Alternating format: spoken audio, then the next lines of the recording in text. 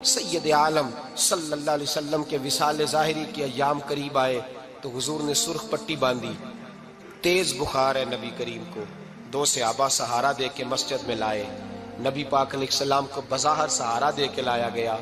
کریم رسول نے لوگوں کو جمع کیا، حضور آج کیا ہونے والا ہے، آج کیا کہا جائے گا، آج کس لیے میٹنگ بلائی ہے؟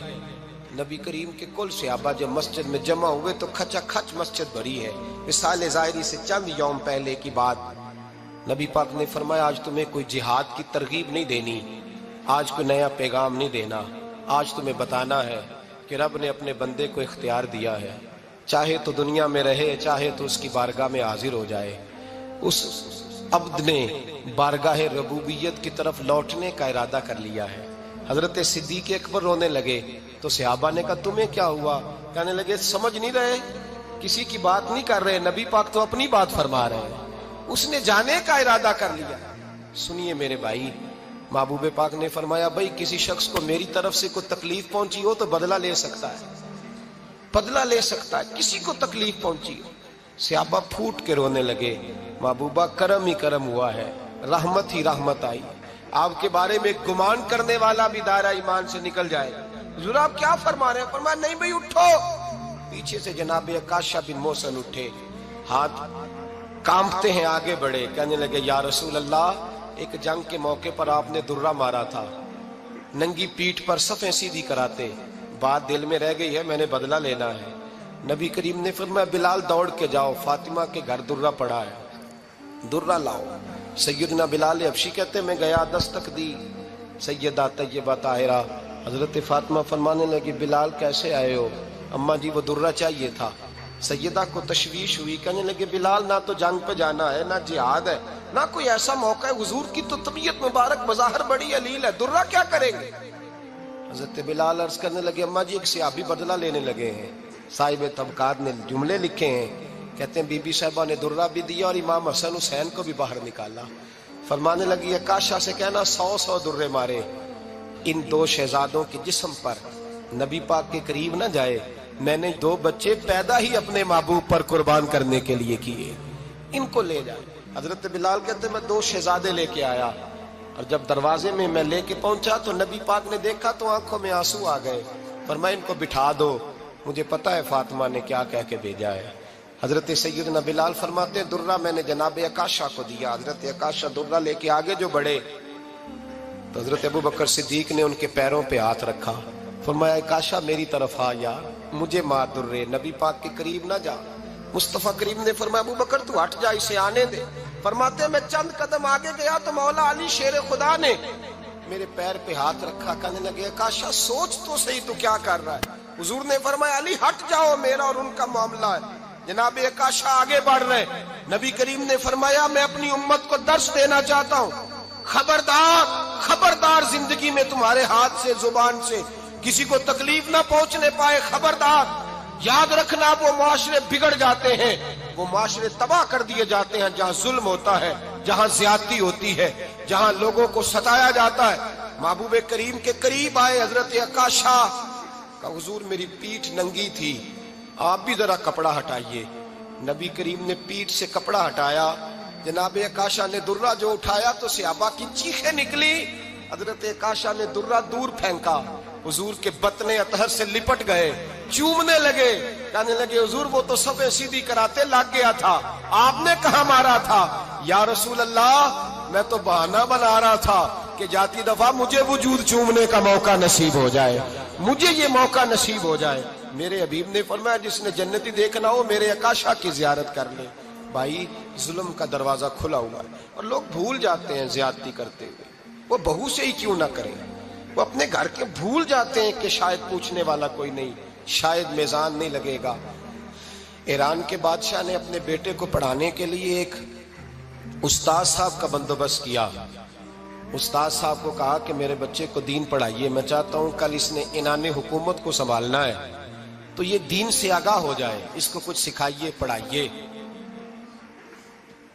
بہت نیک بزرگ بڑے درویش عالم پڑھانے لگے، اسباق مکمل ہو گئے، دین کے اسباق قرآن مجید پڑھایا، احادیث طیبہ کا درس دیا، اصول فقہ سے روشناس کرایا، جب بچے نے مکمل تعلیم حاصل کر لی اور آمین ہو گئی، دستار ہو گئی، فارغ ہو گئے، تو پھر ایک دن استاد صاحب نے کہا بیٹے کل تم نے ضرور آنا ہے، کچھ بات کرنی ہے۔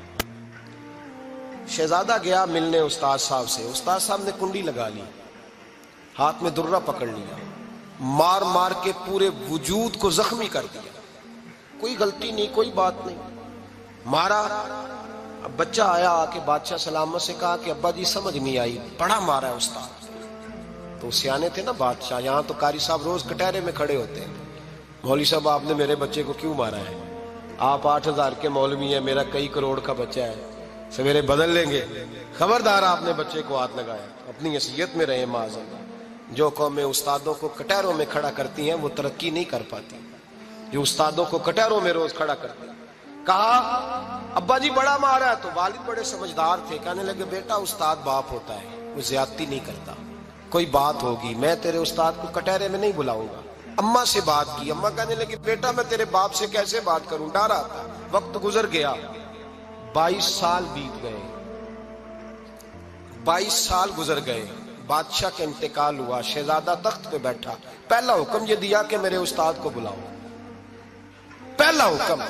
استاد جی بوڑھے ہو گئے تھے، چھڑی کے اوپر ٹیک لگا کے آئے اور بھویں سفید ہو کے جھک گئی تھیں، یوں آنکھ کھول کے بڑی مشکل سے دیکھا، کہنے لگے شہزادے حکم ہو۔ کب میں شہزادہ نہیں، اب میں بادشاہ بن گیا ہوں۔ استاد جی 22 سال بیت گئے، آپ نے مارا تھا، پر وہ درد چونکہ زیادتی کی تھی، میرا قصور کوئی نہیں تھا، تو نہ میری روح سے درد گیا ہے نہ میرے جسم سے گیا ہے، میں بے اختیار تھا، پوچھ نہیں سکتا تھا، آج با اختیار ہوا ہوں۔ سب سے پہلے پہلا حکم آپ کو دیا، بلایا ہے، بتائے کیوں مارا تھا، کیوں مجھے مارا تھا، میری زیادتی بتائے۔ تو استاد، بوڑھے استاد کی آنکھیں آنسوؤں سے بھر گئیں، کہنے لگے بیٹے بس آج کے دن کے لیے مارا تھا، یہ جو دن آ گیا نا میری زندگی میں اس لیے مارا تھا، یہ میں چاہتا تھا میری زندگی میں وقت ہے، آج کے بس میری مراد پوری ہو گئی۔ کہ صاحب کس لیے، مجھے بھی سمجھائے۔ آپ فرمانے لگے کتنی دیر ہو گئی تجھے مار کھائے ہوئے، کتنا زمانہ بیت گیا؟ کہنے لگا 22 سال۔ فرمایا زخم بھولے تو نہیں، درد ختم تو نہیں ہوئی، تمہیں بات 1 منٹ کے لیے بھی تمہارے حافظے سے محو تو نہیں ہوئی؟ کہ استاد جی روز رات کو یاد آتی، روز خیال آتا تھا۔ استاد کہنے لگے بھائی تو بے اختیار تھا، پوچھ نہیں سکا، 22 سال تجھے یاد رہا، مجھے پتا تھا تو ایک دن حکمران بنے گا، میں نے تجھے اس لیے مارا تھا کہ بیٹے یاد رکھنا، کسی پہ ظلم نہ کرنا، اگر تجھے 22 سال تک یاد رہا ہے تو جس پر تو ظلم کرے گا اسے بھی قیامت تک یاد رہے گا، اور یہ یاد رکھنا تو آج با اختیار ہوا تو تو نے مجھے بلا لیا ہے، قیامت کے دن غریب با اختیار ہو جائیں گے، مظلوم با اختیار ہو جائیں گے، وہ با اختیار ہوں گے للہ الواحد القہار، رب کریم کی بارگاہ کے اندر ان کا اختیار ہوگا، اکیلے اللہ کی حکمرانی ہوگی، پھر وہ بلائیں گے بڑے بڑے کج کلاہ، دنیا میں جن کی پگڑیاں اونچی تھیں وہ سر جھکائے کھڑے ہوں گے، دنیا میں جو ڈکٹیٹر بنتے تھے ان کی پشتیں لال ہوں گی، ان کو غدار لکھا جائے گا، قیامت تک نہیں بھولے گا۔ ظلم کرنا تو سوچ سمجھ کے کرنا، اتنا کرنا جتنا تم سہ سکتے ہو، اتنی زیادتی کرنا جتنی قیامت میں تم برداشت کر سکتے ہو۔ میرے نبی کریم صلی اللہ علیہ وسلم نے فرمایا ظلم سے بچو، یہ قیامت کے اندھیروں میں سے ایک اندھیرا ہوگا، زندگی میں زیادتی نہ کریں، اگر تھوڑی دیر کے لیے کوئی چیز برداشت کر جائیں گے تو وہ فائدہ دے جائے گی، کچھ دیر کے لیے اگر سہ جائیں گے تو نفع مل جائے گا، سہنے کی کوشش کریں لیکن زیادتی نہ کریں، نظر کو، سوچ کو، ذہن کو پاک رکھیں، اور میرے بھائی زندگی پوری ظلم سے بچیں، زیادتی سے بچیں۔ امیر المومنین حضرت جناب سیدنا عمر فاروق رضی اللہ تعالیٰ عنہ رات گھر میں تھے تو رونے لگے،